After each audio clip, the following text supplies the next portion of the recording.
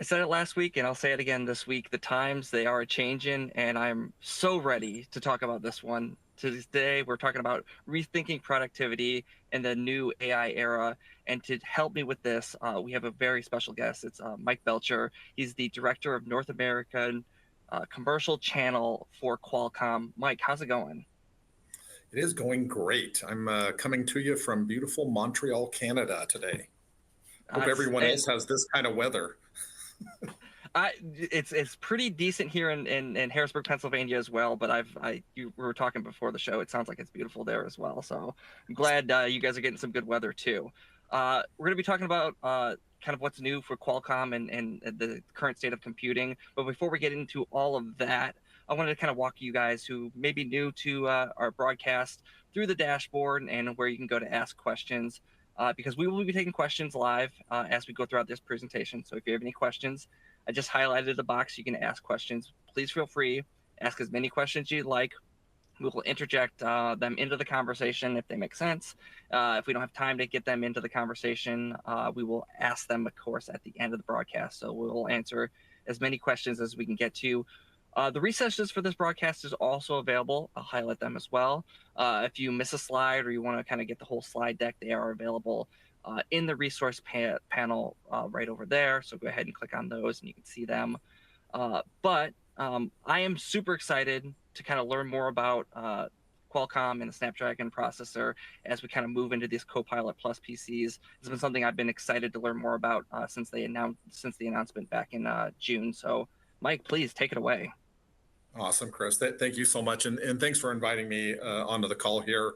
I'm hopeful in this next hour will be a really good use of your time. You'll learn a lot. We're also going to share some great places of where you might want to go to learn more at the end. And so having these slides available should be super helpful.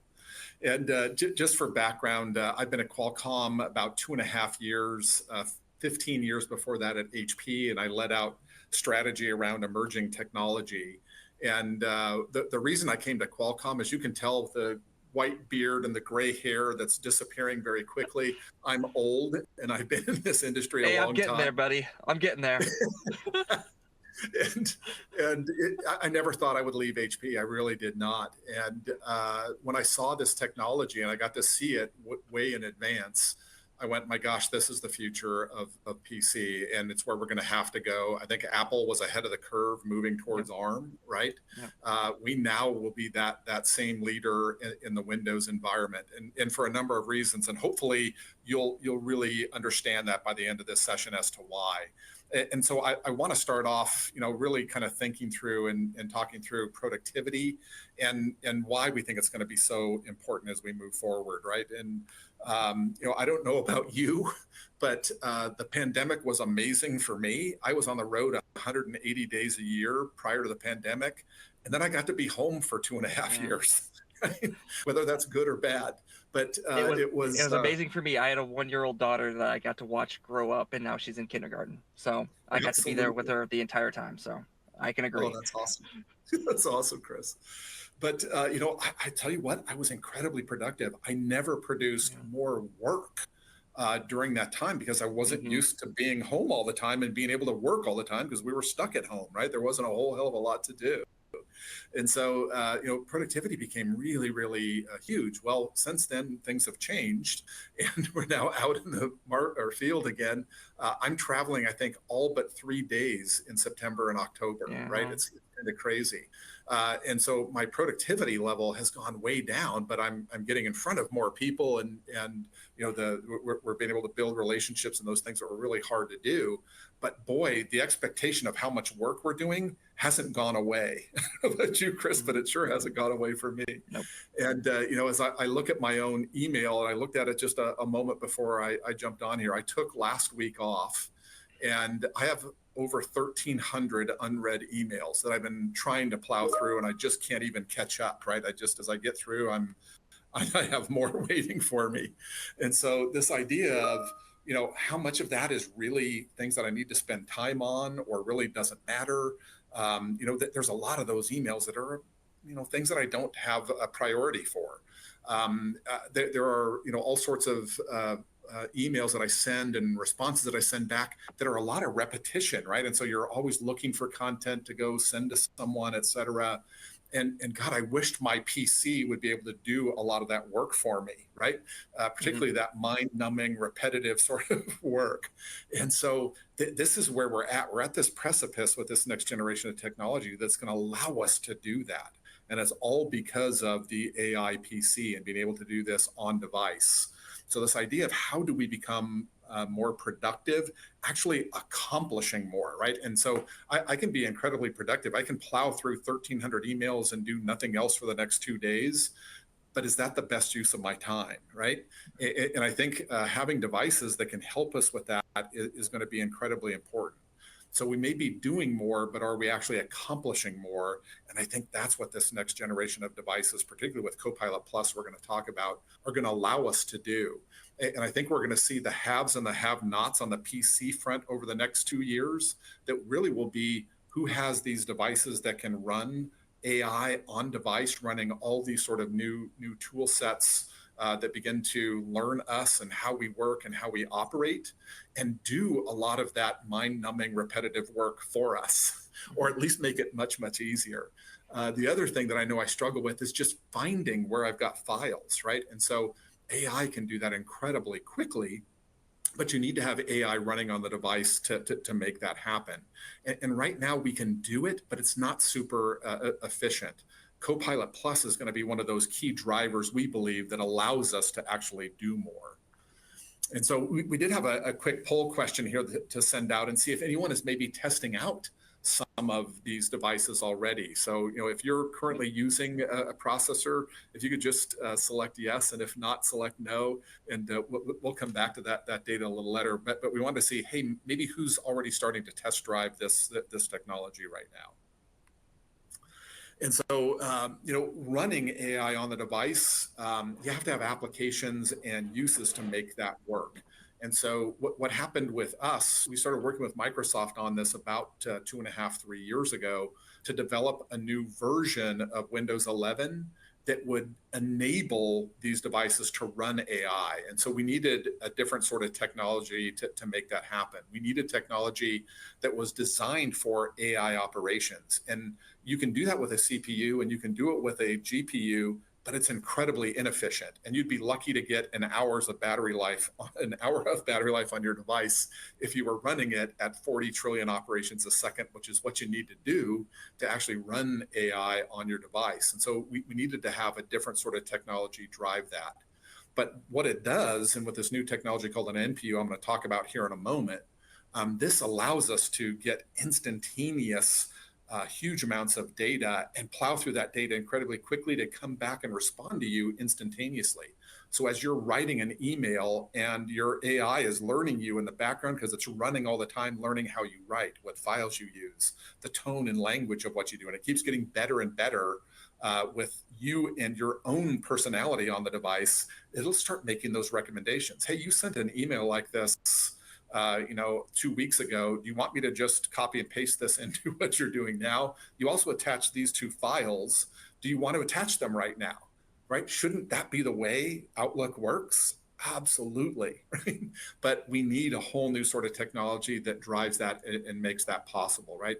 The ability to mark up documents, to search for things. Now, recall is a feature that Microsoft had to recall. They released it and then recalled it so they could fine-tune it to make sure everyone is fine with the security aspects of that. But that will be coming back very, very shortly. I'm more excited about recall than probably any other feature inside of Windows. I don't know about you, but I'm constantly looking for a deck or a slide or something. And I'll remember something about it, but I don't remember what I named that slide deck. But I remember, hey, there was a slide deck I used. It had a red truck in it. And it will recognize the red truck and go find you the decks that have that in it or the website that had that in it. It's pretty wild how quickly and fast it learns and can then identify and bring that information right to you. I could probably save 10 hours a week just with that one feature alone, trying to find things. How about you, Chris? We do a ton of pre-sales work here, obviously, for our customers. They call us and go, hey, I need more information on this specific product, and I'll look it up a week, and then a week goes by and I have to find it again. It'd be super nice if I could just go, hey, I already found this, show me this again. Yeah, I would in a heartbeat take that. Absolutely, right. It's one of those things that, I liken to this, and I'm going to show my age here, Chris, but if you saw the original Star Trek movies, right, or TV shows, Yeah. Scotty, he interacted with his computer via his voice, right? Right. And so he would ask the computer to go do things he wanted to do, and away it would go and go do those, right? We're at that stage here now. With this next generation of device. And I think one of the movies from the 90s showed him actually, coming back to current days and using a mouse. And he like immediately Star Trek grabs the 4 mouse or and something. speaks to it. There are Star Trek fans that are getting very angry with us. There was a whale in it. That's all I remember. There's a whale, and they teleported some whale into the Enterprise. There are people that are mad at me right now. I love it, Chris. I love it. But that's how this should be working. We are really getting to that sort of level with AI and the capabilities that AI will allow us to do, which is really good at this sort of work, right? Learning how we operate, learning how we speak, how we talk, how we write, images and deciphering images and whatnot. Those are the things that AI does really good right now that we can all begin to take advantage of. And honestly, start to do more and give us time back to actually think and to strategize, right? So before we move on, I did have one other little question here. Does your current processor offer you multi-day battery life? And we're going to talk about why that's going to matter as well here in the next few slides. So yes, A, or B, no. Love that. So these Copilot Plus devices are really going to be that first generation of AI PCs that allow us to do this level of work and start to work for us instead of us working with that technology to drive it.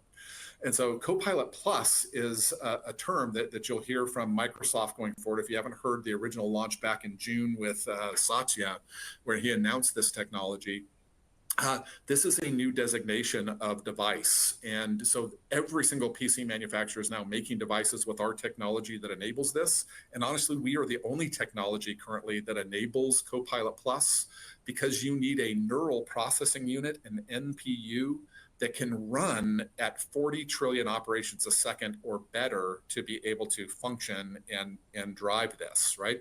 So currently, from our x86 competitors, they're about a quarter of that. So they're not at a stage where they can actually utilize Copilot Plus. Now, they will be releasing products in the next 6 to 8 months that will enable that. But currently, we are the only device that can do this.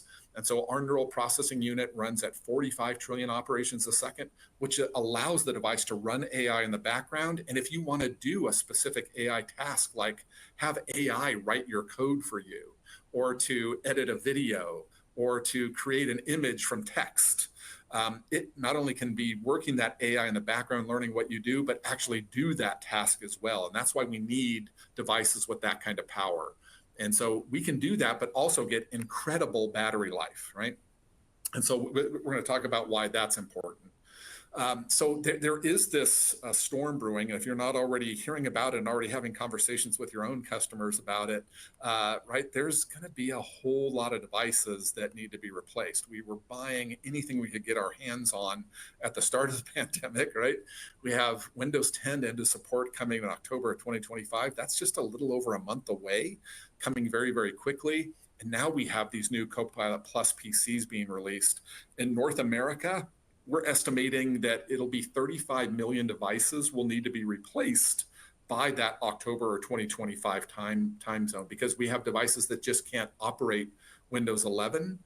They won't be able to support Windows 11 going forward, or they're so weak and so poor, they just can't drive it, right? They're 3-4 years old now, and it really is time to replace those, right? Really, really important.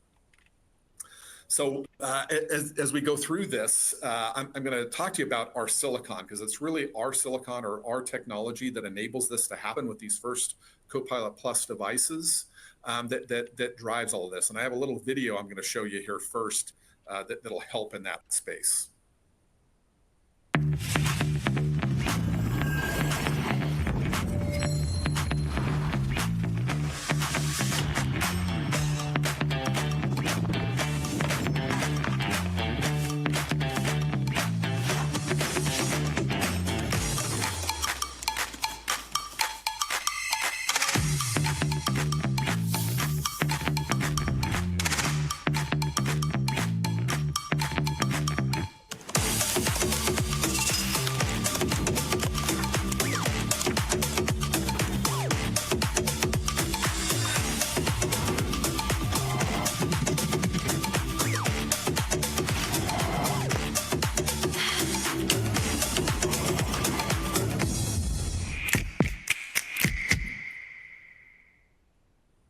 Love that. Hopefully that was helpful. So as you think about this next generation of technology and what we've invented, we've really invented a whole new classification of chips. They are called the Snapdragon X series chips. The first ones that have been released that are in current devices for the last 2 months are the X Elite. They are 12 core, and we also have released some 10 core in the meantime as well, called the Plus series. What's really brand new that we just announced at IFA last week earlier this week in Germany was an 8-core processor set that still has 45 trillion operations per second, but is really great price points, right? Our X Elite are the fastest current PCs in market today that have the best NPU in market today. We actually can compete favorably with a Core i7 Ultra on our 8-core product because our chips are so power efficient and powerful, but get down to price points in the $1,000 range, right? So things get really sort of interesting now that we have 3 different sort of processor choices as we go forward. And I'm going to explain how those processors work here in just a minute. So Chris, I don't know if you know what this is, but this is a traditional PC motherboard. That doesn't even that looks old, my friend. It is old. It is old. But right, we have our memory separate from our CPU and our GPU, and our wireless is separate, and all of those components are all over this motherboard. And so the efficiency of these motherboards is not very good, right? They were designed 40 years ago originally, right? And so the way that they operate is you transmit all this information around this motherboard, which uses power, which creates heat. And so all of that is really inefficient. And so what makes us unique, and why Apple has gone to an all ARM-based sort of processor set on all of their devices, from Macs all the way through their phones, is because we can shrink this down into about the size of a quarter, and actually only 4 nanometers thin, called a system on a chip based on ARM. And ARM is way more efficient. ARM is a RISC-based processor, or a reduced instruction set CPU. And so by using ARM, it is far more effective and efficient, and we can get 9 different processors on this tiny little chip. So think of that motherboard shrinking down into this sort of size, right? And so what that allows us to do is to put all these different chips here into one. So we have a super powerful CPU. We have called the Orion CPU. We have a GPU, which is our Adreno GPU, which is incredibly powerful as well.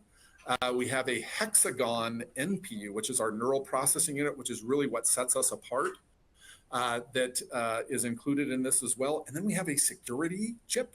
And so we'll talk about this kind of at the end, but believe it or not, we have a security processing unit called an SPU that has its own memory, and Microsoft Pluton is embedded in that chip. So opening out of the box, we have the most secure PCs out of the box than any other provider right now, because of that Pluton being loaded directly on the chip that you can't get into and mess with. So that chip to cloud security is kind of enabled in it. We have a sensing hub. I don't know about you guys, but my phone has much better video than my PC does, right?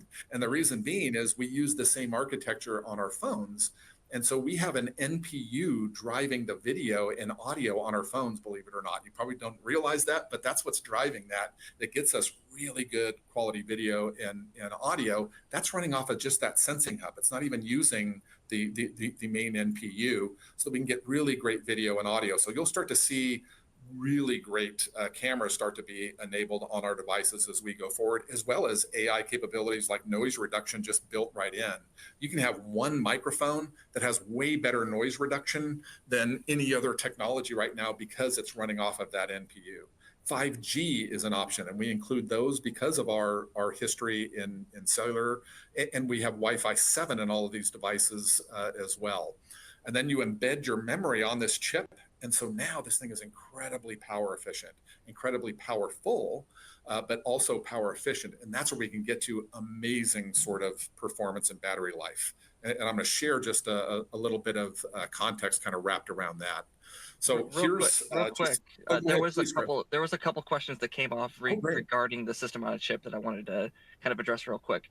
Paul asked, how do the graphics compare to a dedicated NVIDIA GPU? Just in general. Yeah, not going to compete. Yes, if you compare to an embedded Intel or AMD graphics, going to compete really well and favorably, as well as with Apple. But for a discrete graphics, no, these are not discrete graphics sort of capable. And honestly, we won't have devices that will be discrete graphics capable for probably a year and a half to 2 years. Yeah, and then on that same topic there, Ronnie wanted to know, for right now, are these new PC chipsets laptop only or desktop and laptop? Yeah, and I have to be careful of what I say, but right now, only laptop, but very, very soon you will see desk-based units with these as well. They just haven't been announced yet. So sounds good. Great. Was that the last one, Chris? Yeah, that's the last one for now. Okay, great. Perfect. So great questions, by the way. So our CPU, if you look at a traditional benchmark like Geekbench and doing multi-thread, why we only have 12 core on the X Elite and the X Plus that we see here is 10 core, we actually outperform the 14 core processors from our x86 competitors. And you can guess who those two are as you look at those. We outperform them at the high end, but we way outperform them when you talk about peak performance and battery. Right? And so how much power consumption are you consuming? And so this is what makes us really unique. And when we get to the battery comparisons, you'll start to see why we can get to these multi-day battery capabilities on these devices like we're used to on our phones, right? I don't know about you, but I wished I had the same kind of battery life on my phone, or excuse me, in my PC as I have on my phone. This technology is going to be one of those enablers for that. When you compare this to Apple and the M3, we outperform even Apple in this space. Our NPU outperforms Apple, right? They have a 37 trillion operations per second on the M3 chips. M4 will have a little tougher time competing with them, but you're talking about $3,000 and $4,000 devices, right? Instead of $1,500 devices, right? So it's a whole different ballgame, but incredibly great performance. And then battery life is where this thing really begins to shine, right? Things operate so much faster. You will notice things like how Google Chrome launches. It will launch 25% faster and run about 20% faster. Almost all of your applications will launch quicker, but in running those applications, you'll see huge battery life. I don't know about you, Chris, but I think I spend my life either on planes or on Teams. So yeah. When I'm in the office, I'm constantly running around. I got the laptop on my shoulder, actually on underneath of my shoulder, so battery life is important. Rodney asked a question. I'm gonna contextualize this question because Rodney's been on several of our webcasts and asked this question frequently. He's asking about the battery cell size that exists within the Copilot Plus PCs, whether it's 3 or 6. I'm going to contextualize that by saying, you're asking that question of an x86 device and a ARM-based device from Qualcomm is like comparing apples and oranges. Would you agree with that one, Mike? Yeah, absolutely. What you have to look at is milliamp hours of Hmm. battery. And so what you will typically see, because we can make the devices a lot thinner, you don't need to put a big battery in our devices because they are so much more efficient. Hmm. So if you look at comparable milliamp hours is what we're seeing right now from most of the manufacturers, right? So if you look at a device like the ThinkPad from Lenovo 14, that has the same milliamp battery in our version of that as comes with x86, but our Hmm. battery life is double or almost triple the battery life, right? It's crazy. So because of that efficiency, you don't have to put big batteries inside of the devices. Could you? Yes. Could a manufacturer actually take our devices and put triple the size battery? First off, you have the room to do it inside Right. of our Like devices. this is But it's an do you ARM need device. 50 hours? The system on a chip is about this, and everything else is battery. And you could sure do that, right? Absolutely, yes.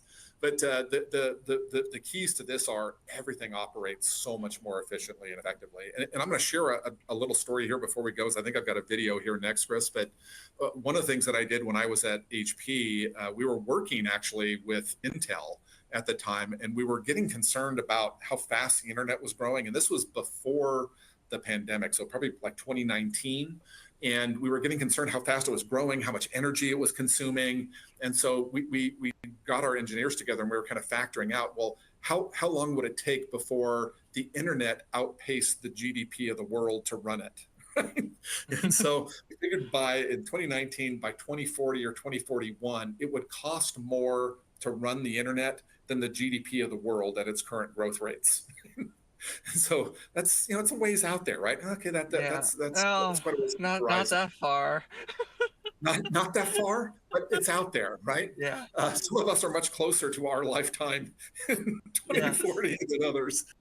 Uh, but one of the things as we saw that, and as the advent of AI and AI in the cloud came about, and the amount of GPUs that are going into the cloud, and the billions of dollars of NVIDIA and AMD GPUs that are going into the cloud, we ran that same sort of calculation in March of this year, and we factored that by 2033, at the current growth rates, we're going to eclipse the GDP of the world. So it's under a decade away, right? Mm, We are going to have to be more efficient at what we do. yeah. Everything is going to have to be more efficient. I guarantee you will see NPUs start to go into the cloud. You will see everyone starting to operate off an NPU versus a CPU. I believe by 2030, you won't care about your CPU and GPU. You're going to care about your NPU, because all the software is going to learn to drive and run off of those NPUs. And I'll give you an example. We can run 45 trillion operations a second at 300 milliwatts of power. To get to 45 trillion operations a second on a GPU, we will run about 50 watts of power. It's about 138 times more efficient to run on an NPU. It's about 140 times more efficient to run AI on your device than it is to run in the cloud. And so we're going to get to this stage where we're going to have to really start to look at, when we're running AI, where should we be doing it based on what we're trying to do? Should we run everything in the cloud and eat up all of our power? Or should we start to look at how do we do a lot of this at the endpoint? Does that make sense? Makes sense. Yeah. Cool. So these AI experiences are the backbone, right, of what the future begins to look like, right? And so this is going to be the biggest game changer, we believe, in PCs as we go forward. Definitely in my lifetime, and I've been in the PC industry for almost 30 years. This is the most exciting and probably the biggest game changer since Windows 95, right? I've been around a long time because of this AI capability. And while there's not a huge amount of applications out right now for it, it is going to grow exponentially. So first off, to be able to develop for this, you need to have a technology that can run 40 trillion operations a second to develop applications for it, right? So we just came out with this technology and released it in June. You are seeing almost everyone begin to develop for it. First off, they're developing their applications to run on ARM natively, and then now they're developing for AI capabilities inside of them. I don't know about you, but I tried to learn how to do Photoshop and gave up after about 6 months because it was taking so much time to learn to be efficient with it. I'm very proficient in Photoshop, but I'm an outlier. So There you go. Well, think about this. How long did it take you to become proficient, right? about What if two you decades. There you go. What if AI could do 90% of that work for you, right? AI has made my Photoshop jokes so much easier to go from concept to reality. It I takes love 1/10 of the time now. Absolutely. And it will be that future, right? You will see every application begin to do this. Security applications can run about 7 times faster on the NPU than they can on the CPU, right? So almost everything becomes more effective and more efficient and uses less power as we go forward. It's why this becomes so important, right? And so this on-device AI is what makes these Copilot Plus devices really unique. So what Copilot Plus does in the operating system, and only our devices, right, the devices that have our Qualcomm Snapdragon X technology in it, run independent. You don't have to be connected to the internet to use that AI. It can actually process up to 13 billion parameters on your device and run AI at these incredibly quick speeds that you don't even, as soon as you hit enter, you have answers back, right? It's kind of crazy. So you get this immediacy that you don't have to wait for the cloud to drive it. But you also have the ability to run this all the time on the device, whether I'm connected or not. I spend a lot of times on planes. I was 8 hours on planes yesterday to get to Montreal. And I'll tell you what, trying to run on the internet, I just gave up. There were certain things that I just couldn't do, right? And so having more applications that can run on device that don't require connectivity are going to be really, really valuable. And then the ability to have all of this self-contained on your device. So this device is running and learning you, but it's all self-contained on the device. It isn't going up to the cloud. It is all secure and private on your device, and it follows this device around. What you will find out is that once you get used to using this and the AI begins to learn you, when you transfer to a new device, you're going to want to transfer your whole profile to that device so that it doesn't have to do this all over again. But that's the only way you can get to this secure level of privacy, right? So really, really valuable in running on-device AI as well. Our NPU is what makes this all happen. 45 trillion operations a second. We've been doing it again for way longer than anyone else. Believe it or not, if you've got a Samsung Galaxy 24 phone, you have more AI power on that device than you have on anything from our x86 competitors right now, right? Because we've learned how to build these. And so now on the device, you have all of this happening instantaneously. And so it is a big, big difference between us and the rest of the competition. And if you look at where our first NPUs on compute devices, we started in 2017, beginning to work on these. We're about 100 times more powerful now. And we expect this to just start to double and triple in the trillions of operations a second in generation after generation, right? And as we see more and more software makers actually develop for the NPU, that will just drive it even faster, right? You will have to have a device that enables this. And honestly, Chris, if I was buying a device right now, I just bought a new consumer device. I bought one of our devices from Lenovo, Lenovo Yoga. It's incredible, right? But I did it knowing that 2 years from now, I didn't want to have to buy another one, right? I wanted something that was going to be able to run this now and not have to buy another device as soon as I needed it, because I needed all these AI capabilities. So that's some of the questions you're going to have to start to ask your customers, right? Do you want to have this capability, whether you use it now or not? A year from now, you may be going, dang, I wished I had that sort of capability. It's a rare instance in computing where you can buy a device, and from the moment you take it out of the device or out of the box, it doesn't start depreciating in value and features. It will actually get better as the software gets better. Absolutely. It's a And now rare you'll have a instance year. in computing. You're right on. You know, and I haven't really thought about that, but you're right, right? It learning you have a year, right, for the device to begin to learn you as more applications come on board. You're right on. That is a huge advantage, right? Absolutely. And do your customers want or need that, right? It's that haves and have nots. You're going to have these productivity workers that might be inside of your organization that will be so much more productive than those that don't have this technology, right? Just because of this residing on their devices. So this game-changing sort of performance, the AI potential, we only do Windows 11. So that is one of the downfalls of our technology. You have to go to Windows 11 to utilize our technology. And part of that was driven by Microsoft and not wanting to develop a Windows 10 and a Windows 11 version of this. This was that big push to get folks to want to go test, want to go move and drive that before that October 25 deadline. And then the ability to have this embedded security at a level that no one else can do right now. And with Pluton enabled there, it is a huge advantage. You have the best devices in market today, right? There just isn't anything that can perform, get the battery life, or be as secure as we are right out of the box. All right. So another little poll question here. Are you interested in a smarter user experience with game-changing performance and efficiency? I sure hope everyone does yes, but I'm curious to see what comes out of this. Absolutely. Cool. And so we talked about these AI benefits. Hopefully they really hit home for you, and you really start to understand this immediacy, reliability, privacy that are enabled on these devices. Nothing else will compare. So I'm going to jump into more of the experiences, because I think this is what's really going to matter to anyone, right, who's beginning to utilize these.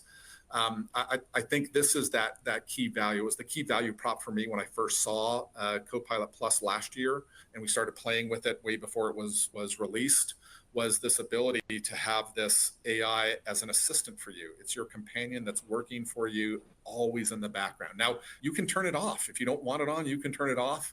I don't know anyone who begins to use this that wants to turn it off. Everyone says, I don't want to give it up, right? Which is one of those key drivers of knowing you're on the right track. And I think in our first tests, it was like 87% of the test users said, I don't want a device that doesn't have this. It's way too important, and it's helping me just dramatically.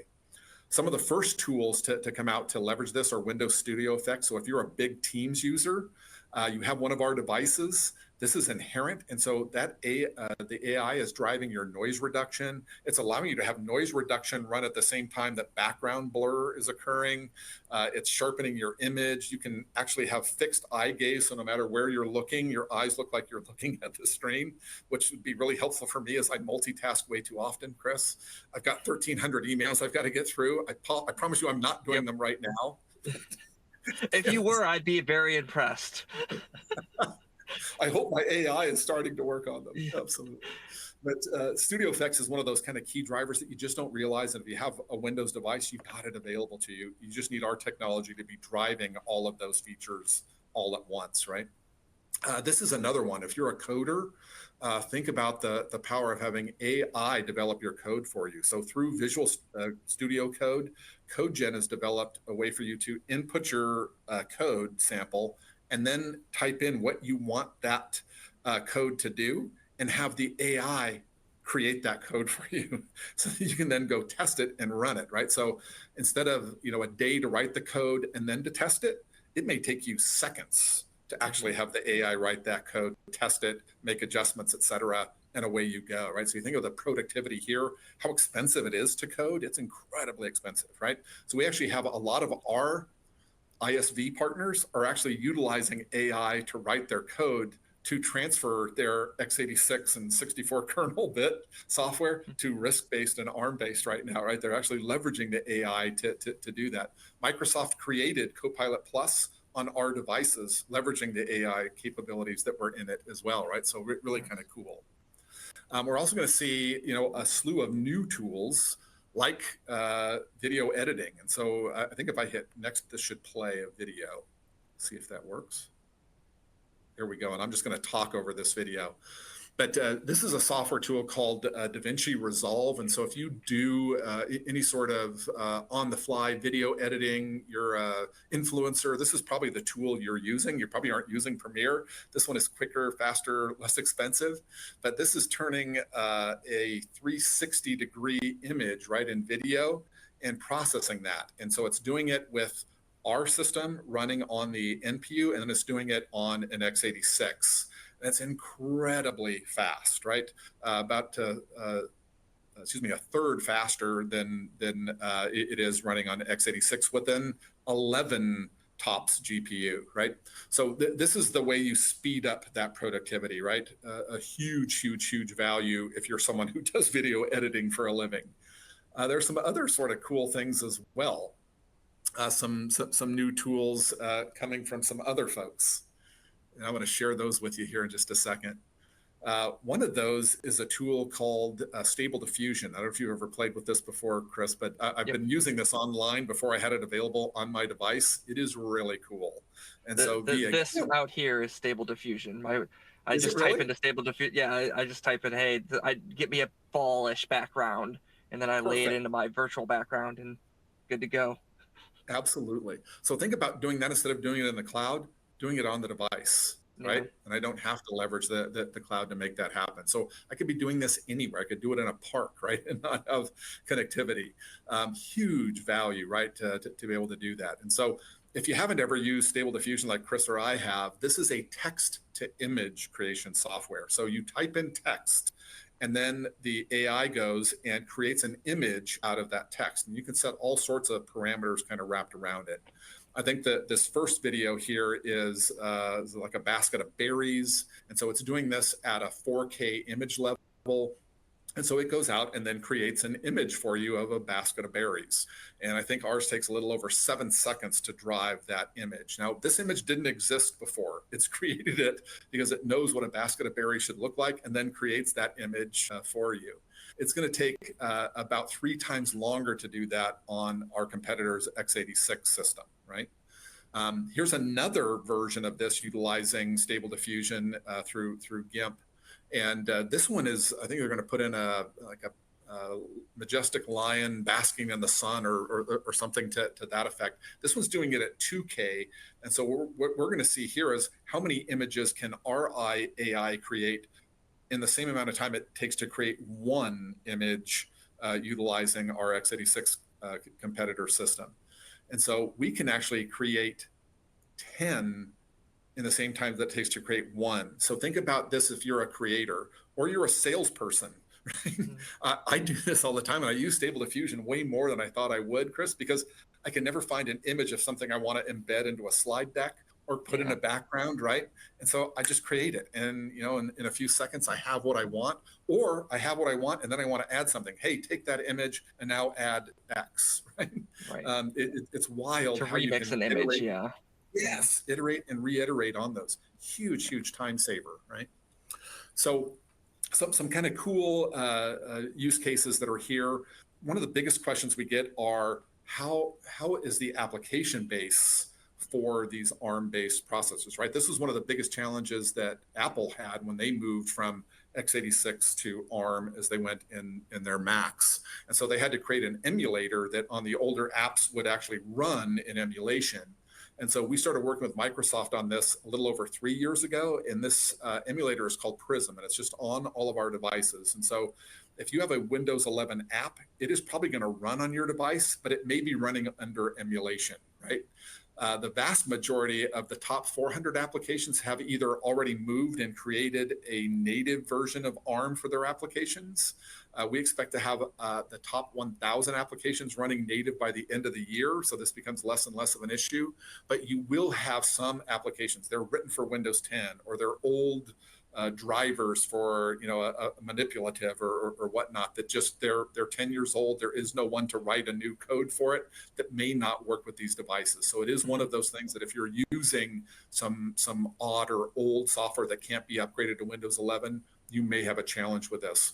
But we found very few. And as we get these sort of weird applications that aren't working, we've been working in conjunction with the OEMs, the ISVs, and Microsoft and through their Aperture to begin work on helping these ISVs develop and build those native applications. Once they build the native version, now you can start to build features for the NPU as well. So that's what is the kind of the stick and the carrot for most of the ISVs. The carrot is, oh my God, now I can start to build AI features much easier and quicker utilizing this sort of technology. Right. Yeah. Jonathan, I hope that kind of answers your question. He was, me and him going back and forth in the background. He was talking about will Windows Defender be the only endpoint security that runs on ARM? No. Because the current software they're using, Threat Locker, isn't compatible with ARM yet. But it sounds like if it's not there yet, things are being I will worked almost on. guarantee you Threat Locker is one of those that has come up, I know, on some of my conversations with our application team. We expect that by the end of the year, that will be native as well. Yep. Okay. Well, there you go, Jonathan. Yeah. So yes, it's coming and coming fast and furious, right? Absolutely. Security is one of those sets, right, that you have to run native. You can't really emulate security software. So Yeah, it doesn't we make put sense extra to effort do there. that. Amen. Amen. But it's also kind of cool too, as we see like Sophos was one of the first ones to jump on. And so as they saw it, they were, my God, we can run so much faster and we can do some kind of cool things. One of the things that they've done with their tool set is they created a geofencing tool that when you're on your work or your personal Wi-Fi network, fine, right? It works fine. But if you've got 5G enabled on that device, the second you go off that network, it automatically transfers to your 5G. You don't even notice that you've disconnected and reconnected at another, and keeps you safe and secure so that you don't connect to the airport Wi-Fi or other Right. places that are probably not very secure, right? I would Absolutely. just think from a software standpoint, if you're trying to emulate an endpoint software or any piece of software that's constantly running in the background, it's going to be less efficient than a native-based application. So it's Absolutely. good to hear that Qualcomm's aware of this and is working with Microsoft to make sure, and the software developers themselves to make sure that they get the ARM-based software out there.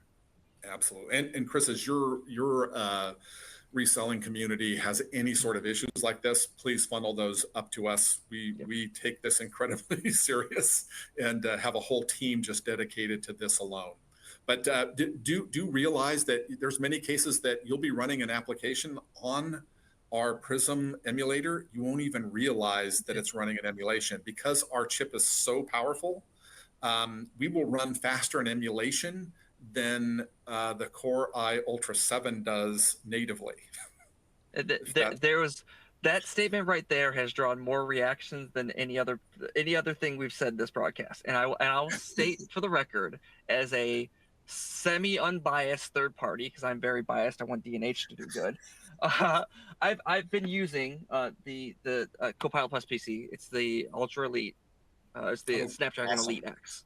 I've been using this device as my daily driver for about a month now. Switching from the x86 Elite from Intel, and the best compliment I can give this piece of hardware is I couldn't tell when I was using a emulated piece of software versus a ARM piece of software. I just couldn't tell. I just used the device as normally. I installed the software I installed normally, and I just worked. And it just tore through everything like it was all native to ARM. So I've been tremendously surprised and pleasantly surprised with the emulation the Prism's put forward. It's the main reason why you didn't see as much resistance when Apple did their switch in 2020, is because they had strong software emulation for the x86 software. You didn't have to abandon your x86 software to upgrade to the new devices. We're seeing a similar type story here. This is my opinion, not Qualcomm's. I want to be 100% clear. I'm not being paid other than by D&H. Awesome. Well, that is great. That's a great testimonial, though. You know what? Honestly, right? If everything's working, that's a great place to be, right? Where you don't even notice. And that's what we've heard from the majority of the customers who are utilizing this now, right? So that's awesome, Chris. So the last thing I'm going to, on kind of core content, I did want to spend just a little bit of time. I talked about this a little bit with our security software and our sensing hub, right? And the ability to have, you know, all sorts of multi-processors inside of this tiny little system on a chip. So having this sensing hub that's always running in the background with its own NPU, with its own memory, allows us to do some really creative things, right? That Sophos tool that I was talking about, the geofencing tool, is actually running on the sensing hub. It's not even running on the traditional NPU, so that it's always in there in the background and doing that sensing sort of capability. If you don't know Qualcomm from our past, right? We started in cellular. That's really where we built our chops. If you know 2G, 3G, 4G, 5G, we invent all of the standards for that technology and licensing that kind of goes along with it. So it's all our invention, and we build the best modems. And to Apple's chagrin, the iPhone still uses our modems. They spent $1.5 billion trying to build their own and couldn't build them better than we could. And so they are utilizing our modems for their devices. And it's because we know that technology and how best to utilize it.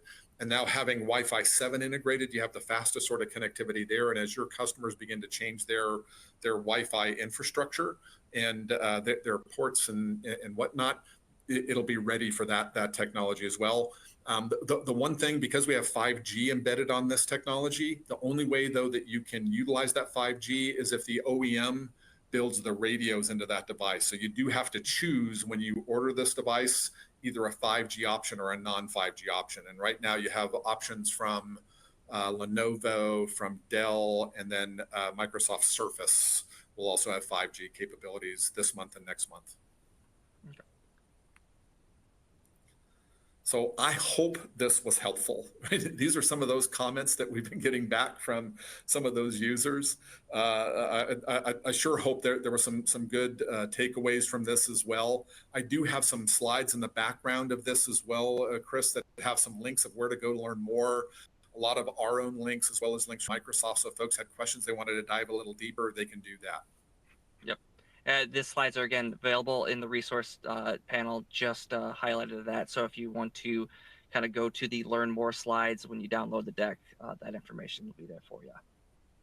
Sweet. And one more poll question, I think 2 more poll questions here as we're near the end. Go ahead and answer those. I will go ahead and ask a couple of the remaining questions we had. If you guys have any more questions as we go through this, please ask them right now. We've got about 10 more minutes where we can get that we can go to. Paul was kind of looking for more information. There are only currently 2 Dell Snapdragon laptops. Both of them are 14-inch.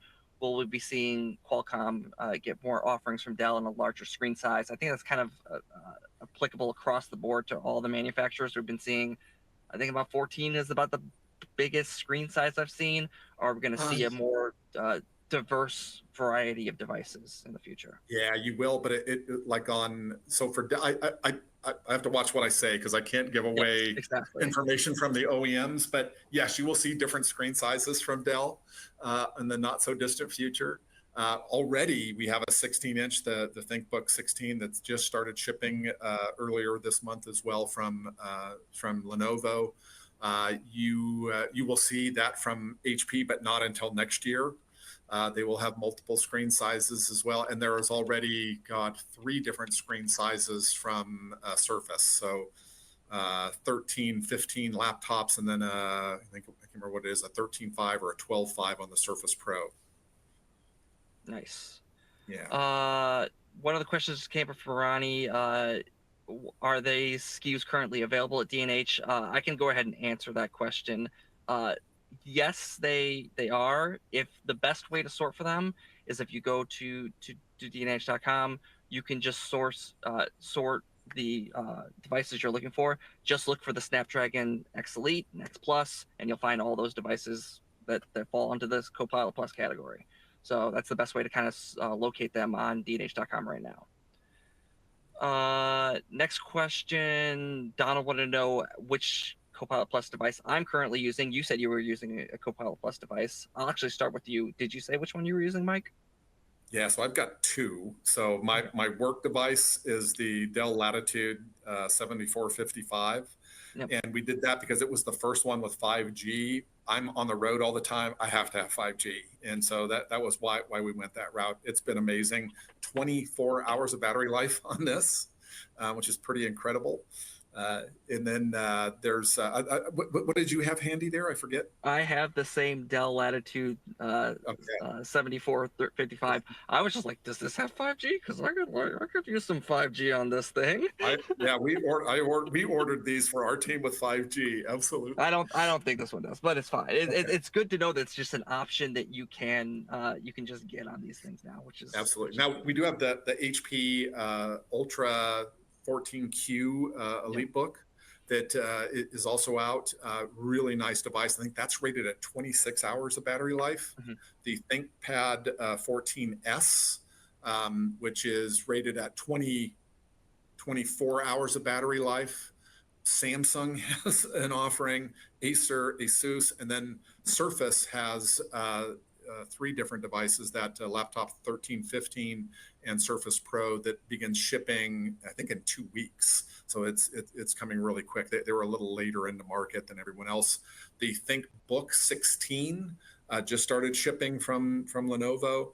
And then Dell has the 7455 as well as a 5455 that will have the 8-core processor and will be really competitively priced. I'm really interested. I think that's going to be a big seller for Dell. Yeah, and Donald, I think that Trevor Schubert, if you guys are aware, he's another guy on our team, been in the Solutions Lab for over a decade, like me.